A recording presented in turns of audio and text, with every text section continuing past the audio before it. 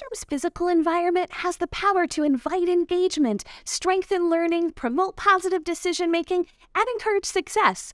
Or it can do the opposite of all of those things. The bottom line is that the physical environment exerts a powerful influence over human behavior.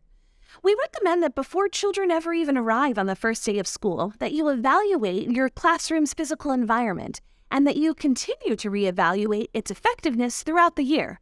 While consistency and routine are important aspects of a nurturing environment, never be afraid to make changes if you find that something isn't working as well as it could. One way to evaluate your classroom environment is to ask yourself to determine the ways that it explicitly sends these 6 positive messages to children and families. This is a good place to be. You belong here. This is a place you can trust. There are places where you can be by yourself when you want.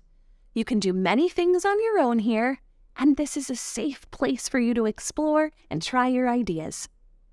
Occasionally, partner with a trusted colleague or administrator to help you view your classroom environment through fresh eyes, since it can be easy to overlook opportunities to change when your environment is so familiar to you.